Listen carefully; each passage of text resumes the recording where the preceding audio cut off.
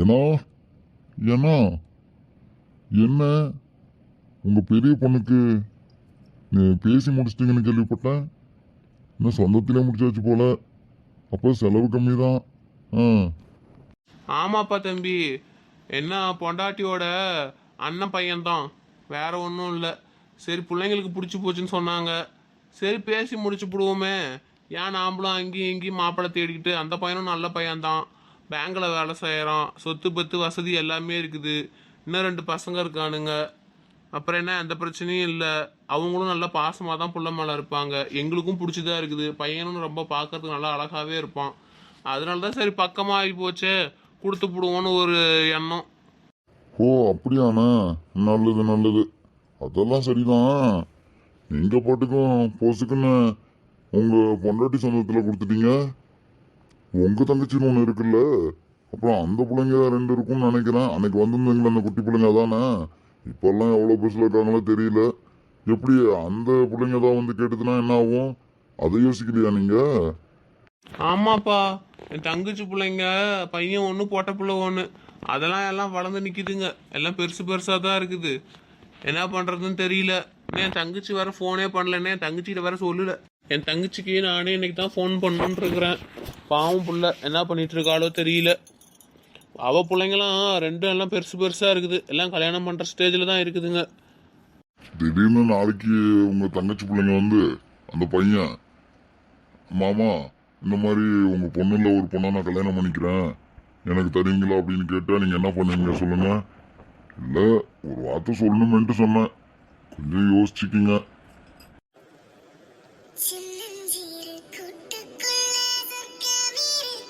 அடடே பாரேன், நான் யாரை பற்றி பேசிகிட்டு இருந்தேன், என் தங்கச்சியே ஃபோன் பண்ணிடுச்சு பாரேன். 100 ஆயுசு. எடுத்து பேசுங்கண்ணா, ஏதோ முக்கியமான விஷயமா இருக்க போகுது. ஹலோ எம்மாடி, நல்லா இருக்கியா? இல்லை ஃபோன் பண்ணி 4-5 நாள் ஆகி போச்சு, இன்னைக்கு தான் பண்ணுற. டெய்லியுமே முன்னெல்லாம் பண்ணிகிட்டு இருந்தேன், இப்போ பண்ணுறதே இல்லை. இல்லண்ணா, ஒரே வேலையா இருந்துச்சு. எல்லாம் பொங்கல் அது இதுமா எல்லாம் வீடு சுத்தம் பண்ணவும், பொங்கல் வைக்கவும், அங்கேயும் இங்கேயும் கடைக்கு போகவும் எல்லாம் சரியா இருந்துச்சு. அதான் பண்ண முடியல. அப்படியாம்மா, உங்ககிட்ட ஒரு முக்கியமான ஒரு விஷயம் சொல்லணும். நீ ஊருக்கு வரியா? ஏன்னா ரொம்ப ஏதாவது அர்ஜென்ட்டான விஷயமா ஊருக்கு வரணுமா? ஃபோன்லேயே சொல்ல. இல்லை கண்ணு, நீ நேரில் வா, அதான் முறை சொல்கிறதுக்கு. இல்லைன்னா நான் தான் வரணும், எனக்கு கொஞ்சம் வேலையாக இருக்குது. உன்னையும் பார்த்து 2-3 மாதம் ஆகுதுல்ல, ஃபோன்லேயே தான் பேசிகிட்டு இருக்கிற. வந்து பிள்ளைங்களையும் நீயும் மூஞ்ச காட்டிட்டு போங்க. சரிண்ணா, வரேன் வரேன். வா. பாராப்பா, இதுதான் கடவுள் விதிங்கிறதுன்னு நினைக்கிறேன். என் தங்கச்சியை பற்றி நீ கேட்டா, நானும் அவங்ககிட்ட சொல்லிக்கிட்டு இருந்தேன். இப்போ பிள்ளையே ஃபோன் பண்ணிவிட்டா, அவளையும் நான் வர சொல்லிவிட்டேன். கண்ணுலே நிற்கிறா என் தங்கச்சி வேற. என்ன பண்ணுறது, இன்னொரு வீட்டுக்கு பொண்ணை கட்டி கொடுத்துட்டா பெற்றவங்களோட கஷ்டம் இப்படி தான் இருக்கும். நானும் வேற 3 பொட்டை பிள்ளைய பெற்றுவிட்டேன். ஒரு பிள்ளைங்க பக்கத்துலேயே போகுது, இன்னும் 2 பிள்ளைங்க என்ன பண்ணுறதுன்னு தெரியல. என் தங்கச்சி வேற வரா, அவளுக்கு ஏதாவது சமைச்சு வைக்கிறதுக்கு வீட்டில் போய் சொல்லணும்.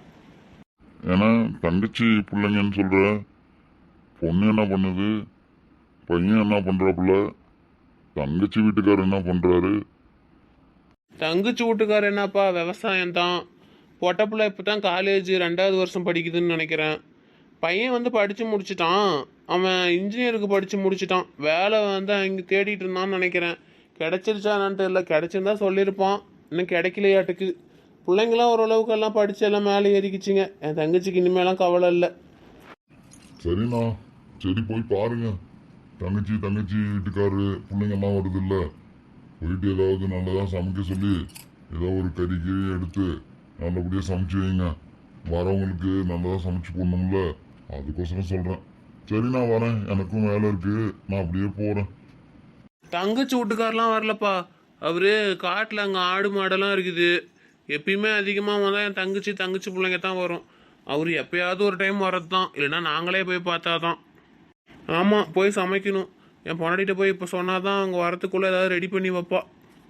அதுவும் இல்லாமல் தங்கச்சி நேரில் வந்த வாட்டி தான் பெரிய பிள்ளையோட கல்யாண விஷயத்த வேற சொல்லணும். அதுக்கு வேற என் தங்கச்சி கோவிச்சுக்குதோ என்னமோ, எனக்கு அதுக்கு வேற தெரியல. பார்க்கலாம் என்ன பண்ணுதுன்னு வேற தெரியலையே. சரி, நானும் அப்படியே கிளம்புறேன்.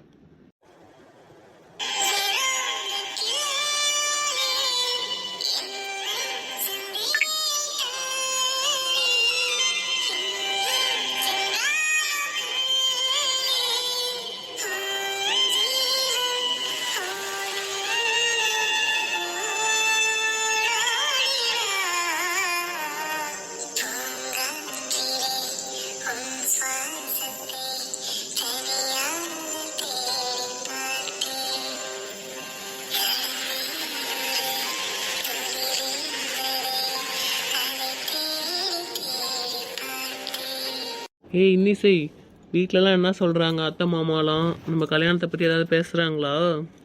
கல்யாணத்தை பத்தி இன்னும் அந்த அளவுக்கு பெருசா எதுவும் பேசல மாமா. இப்பதானே சொல்லியிருக்கோம், எல்லாரும் இப்பதானே சரின்னு சொல்லியிருக்காங்க. இனிமேதான் அப்புறம் அத்தை மாமா எல்லாரும் வந்துதான் இனிமே எல்லாம் பேசுவாங்கன்னு நினைக்கிறேன். என்ன நிச்சயதார்த்தத்துக்கு நாள் குறிக்க போறேன்னு சொல்லி ஏதோ கேள்விப்பட்டேன். அதுவும் முழுசா என்னன்னு தெரியல. எல்லாம் இவளுங்க தான் பேசிட்டு இருந்தாளுங்க. இவளுங்க வேற ஒரே அலப்பறை. என் தங்கச்சிக்காரிங்க வேற தாங்க முடியல. உனக்கு எந்த மாதிரி மாப்பிள்ளலாம் நீ எதிர்பார்த்த அப்படி இப்படின்னு சொல்லிட்டு நேற்று நைட்லாம் வந்து ஒரே ஆர்ப்பாட்டம். யார் எந்த தங்கச்சி கேட்டாங்க? 2 பேருமேவா இல்லை லாஸ்ட்டு தங்கச்சா? அவள் தான் கொஞ்சம் துரு துருன்னு இருப்பா, அவளை கேட்டா? 2 பேருமே தான். நீங்க சொல்றது சரிதான். அவ தான் கொஞ்சம் துருத்துருன்னு இருக்கிறவ. அவ தான் வந்து ஃபர்ஸ்ட் கேட்டா. எனக்கு பின்னாடி இருக்கவள்கிட்ட கேட்டுட்டு என் கடை வந்திருக்காளுங்க. என்னதான் சொல்றதோ தெரியல. நேற்று அவ்வளோ அலப்பற 2 பேரும் சேர்ந்து. ஆமாம் பாரு, நான் வேற உங்ககிட்ட கேட்கவே இல்லை. சரி, உன்னோட ஆசை என்ன? உனக்கு என்ன மாதிரிலாம் வீட்டுக்கார் இருக்கணும்? நீ சொன்னதே இல்லை, நானும் கேட்டதே இல்லை பாரு. சொல்ல, உனக்கு எந்த மாதிரி வீட்டுக்கார் வேணும்னு சொல்லிட்டு. ஏன் சொன்னா அந்த மாதிரி ஏதாவது மாப்பிள்ளை புதுசா பார்க்க போறீங்களா இல்ல நீங்க அந்த மாதிரி மாற போறீங்களா? புதுசாக வேற உனக்கு மாப்பிள்ளை பார்க்கணுமா? நான் கிடைச்சதே பெரிய விஷயம், இன்னும் புது மாப்பிள்ளை வேறையா? சொன்னா உன் ஆசை என்ன மாதிரி இருக்குன்னு தெரிஞ்சுக்கலாம்ல. வேணா அதில் ஒரு விஷயம் 2 விஷயம் என்னால் மாற்ற முடிஞ்சா நானும் மாற்றிக்கவன்ல, அதனால கேட்குறேன். சரி, உங்களுக்கு எந்த மாதிரி பொண்ணு வேணும்? நீங்களும் அந்த மாதிரிலாம் முன்னெல்லாம் யோசிச்சிருப்பீங்கல்ல. நீங்களும் அதை சொல்லவே இல்லை. என்னைய மட்டும் கேட்குறீங்க. ஃபர்ஸ்ட் நீங்க சொல்லுங்க. எனக்கெல்லாம் அந்த மாதிரி எந்த ஆசையும் இல்லை.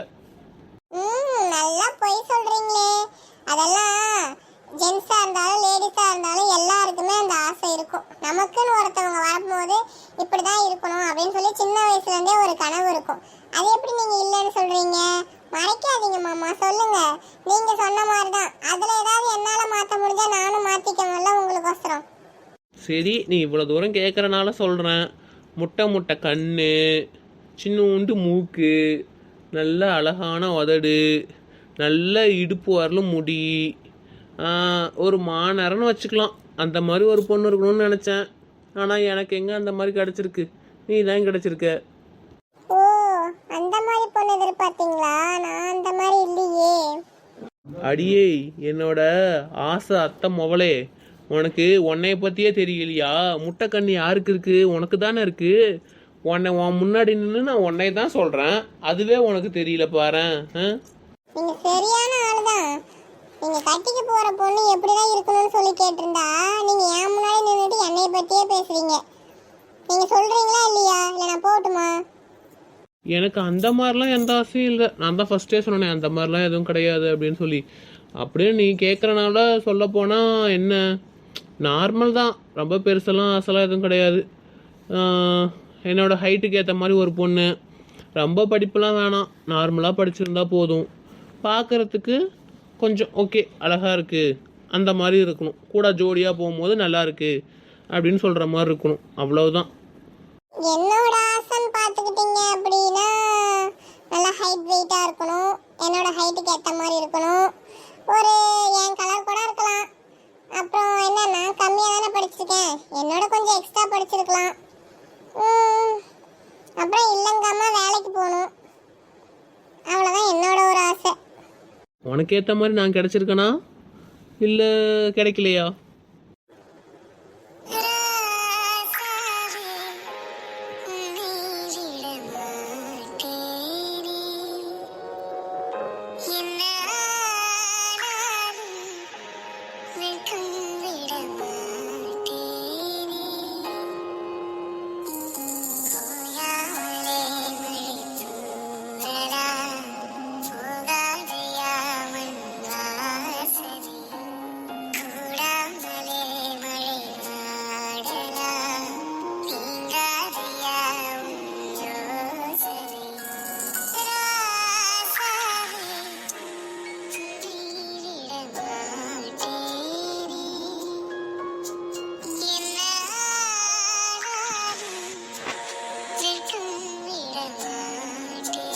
சரி மாமா, நேரம் ஆயிடுச்சு, வாங்க வீட்டுக்கு போகலாம். தேடுவாங்கல்ல அப்புறம்.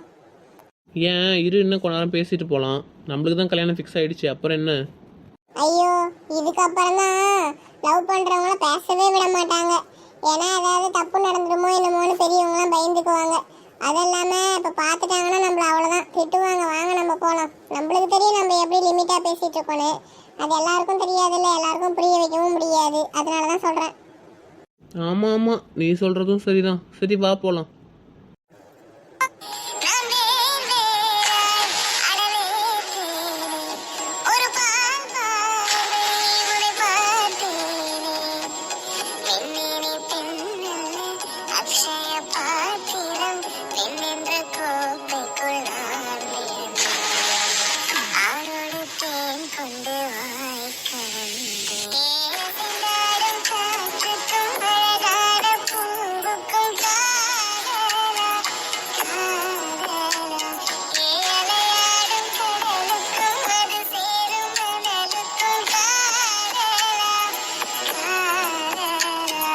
எம்மாடி இன்னிசை, எங்க போயிட்டுமா வர? கல்யாணம் வேற ஃபிக்ஸ் ஆயிருக்கு. அங்கேயும் இங்கேயும் போகக்கூடாதுல்ல. அப்புறம் வீட்டில் அங்கே மாப்பிள்ளை வீட்டில் யாராவது பார்த்தாங்கன்னா என்ன சொல்லுவாங்க? முன்ன வேற இப்போ வேற. அம்மா நான் எங்கேயும் போகலம்மா, சும்மா அந்த பக்கம் அப்படியே காத்தோட்டமாக நடந்துட்டு வரலான்ட்டு போனேன். வீட்லயே அடைஞ்சு கிடக்க முடியுமா? அதுக்கு தான் அப்படியே போனேன். சரிம்மா, இனிமேல் அந்த அளவுக்கு எங்கேயும் வெளியே போகல, வீட்லயே இருக்கேன். என் பெரிய பிள்ளைனா பெரிய பிள்ளை தான், சொல் பேச்சு எப்படி கேட்குது. இதே மாதிரி போகிற இடத்துலையும் அம்மாவுக்கு நல்ல பேர் வாங்கி கொடுத்தா சரிதான். நீ என்னம்மா இப்படி பேசுற? நான் என்னமோ யாரு எவரும் தெரியாத வீட்டுக்கு போற மாதிரி. சொந்த உன் அண்ணன் வீட்டுக்கு தானே போறேன், அப்புறம் என்ன? அப்படி இல்லை சாமி, சொந்த அண்ணன் ஊடா இருந்தாலும் தம்பி ஊடா இருந்தாலும் இன்னொருத்தவங்க பொண்ணுங்கிறது பொண்ணு தான், இல்லைன்னா இருக்க முடியாது. எங்கள் அண்ணனும் அண்ணியும் நல்லவங்க தான், பையனும் நல்ல பையன் தான், நான் இல்லைன்னுலாம் சொல்லலை. இருந்தாலும் நாளைக்கு ஒரு பேச்சு வந்துடக்கூடாதுல்ல, அதனால சொல்கிறேன். சரிம்மா, நீ சொல்கிற மாதிரியே நடந்துக்கிறேன். தங்க புள்ள, ரொம்ப நல்ல புள்ள, செல்ல புள்ள. நீ சொல் பேச்சு கேட்டா உடனே தங்க புள்ள செல்ல புள்ளன்னு நீ கொஞ்சம் இல்லைன்னா வந்து திட்டுவல்ல. போ போ, இத்தனை நாள் என்னை திட்டிட்டு இருந்தல்ல, நான் கல்யாணம் ஆகி போனவன் தான் உனக்கு நிம்மதி இல்லை. அந்த மாதிரிலாம் இன்னொரு டைம் சொல்லாதம்மா. எப்படி அந்த மாதிரி அம்மாவை நீ நினச்ச சொல்லு? நீங்கள் வேலை யாரும் செய்ய மாட்டேங்கிறீங்களே, போகிற இடத்துல திட்டு வாங்குவீங்கன்னு தான் நான் அந்த மாதிரிலாம் அம்மா உங்களை திட்டிகிட்டு இருக்கேன். ஏன்னா நான் ஏன் திட்ட போகிறேன் சொல்லு? நாளைக்கு அப்புறம் அங்கே போய் அங்கே யாராவது உங்களை திட்டினா நீங்களாம் அப்புறம் ரொம்ப கஷ்டப்படுவீங்கல்ல. அந்த கஷ்டம் படக்கூடாதுன்னு தான் அம்மா உங்களை இங்கே நான் சொல்கிறேன். அம்மா சும்மா சொன்னம்மா, நீ ஏமா அதுக்குள்ளே இவ்வளோ ஃபீல் பண்ணுற? சும்மா விளையாட்டுக்கு தான் பேசினேன். அம்மா உங்கள்கிட்ட கேட்டதே இல்லை. சரி இன்னைக்கு கேட்குறேன், உனக்கு என்ன வேணும் சொல்லு, அம்மா வாங்கி தரேன். அம்மா திடீர்னு நீ கேட்டால் நான் என்ன சொல்கிறது? கொஞ்சம் டைம் கொடு, நான் என்ன வேணும்னு சொல்கிறேன், அப்புறம் வாங்கி கொடு. சரி யோசிச்சே சொல்லு. சாப்பிட்டியா ஃபஸ்ட்டு? இல்லைம்மா, அப்படியே காலைல ஒரு மாதிரி இருந்துச்சுன்னு அப்படியே வெளியே போயிட்டு வந்தேன். இனிமேல் தான் சாப்பிட்ணும். போ போ, டைம் ஆகுது பாரு, போய் சாப்பிடு போ. எட்டி எட்டி, ஏ பங்குசு. ஏங்க கத்திக்கிட்டே வரீங்க? இங்கே தானே நிற்கிறேன், என்ன சொல்லுங்க? நீ உள்ளே இருப்பியா என்னமோன்னு நினச்சி கத்திக்கிட்டு வந்தேன். ஒரு முக்கியமான விஷயம், நம்ம வீட்டுக்கு ஒருத்தவங்க வரப்போகிறாங்க தெரியுமா? யார் வர போறா? யாருப்பா, யார் வரா? எம்மாடி, நம்ம வீட்டுக்கு உங்கள் அத்தை வரப்போகிறா. யாருங்க? எங்கள் அண்ணன் பொண்டாட்டியா? ஏன்டி அம்மா, என் பிள்ளைங்களுக்கு அத்தைனா உங்கள் அண்ணன் பொண்டாட்டி மட்டும்தானா? எனக்குன்னு ஒரு தங்கச்சி இருக்கா, தெரியுமா தெரியாதா? அவ தான் வரப்போகிறா. அத்தையாப்பா? அத்தையா வருது? எப்போ? உங்க தங்கச்சா? உங்க தங்கச்சி எதுக்கு இங்க வரா? என்னமோ அன்னைக்கு அப்படி சிலிப்பிக்கிட்டு போனா, இன்னைக்கு எதுக்கு வரா? ஏய் பங்கஜம், ஒழுங்கா இரு. அன்னைக்கு ஏதோ அவள் கோவத்தில் பேசிட்டு போயிட்டா, அதுக்குன்னு என்னை பார்க்க வராமல் இருப்பாளா? பிறந்த வீட்டுக்கு வராமல் இருப்பாளா? தேவையில்லாமல் பேசாத. என் தங்கச்சி பிள்ளைங்க ரெண்டும் வரேன்னு சொல்லியிருக்கிறாங்க. போய் ஏதாவது எடுத்து சம போ. என்னத்தை எடுத்து சமைக்கிறது? ரசமும் சோறும் ஆக்கி வைக்கட்டுமா? ஏமா நீ வேற? அன்னைக்கு தான் நடந்த சண்டை உங்களுக்கு தெரியுமில்ல. அத்தை ஏதோ கோவத்தில் பேசிட்டு போயிடுச்சு. இப்போ வா, நானும் சமைக்கிறேன் உன் கூட சேர்ந்து. பாரு, என் பிள்ளைக்கு என்ன அறிவு இருக்குது, அந்த அறிவில் கொஞ்சமாவது உனக்கு இருக்குதா? போய் சிக்கனும் மட்டனும் நான் வாங்கிட்டு வந்து வச்சுருக்கேன், எடுத்து சம. நல்லா வருவீங்களே. உங்கள் வீட்டு சொந்தக்காரங்க வரதுங்க மட்டும் சிக்கனும் மட்டனும் வாங்கிட்டு வந்து வைங்க. எங்கள் அண்ணன் வந்தால் அப்படியே உட்காந்துருங்க திருன்னு ஒன்றுமே பேசாமல். ஏம்மா போ தாயி, அவங்க வந்துட்டு போயிடுவாங்க, உடனே சண்டைகளுக்கு அதை போ.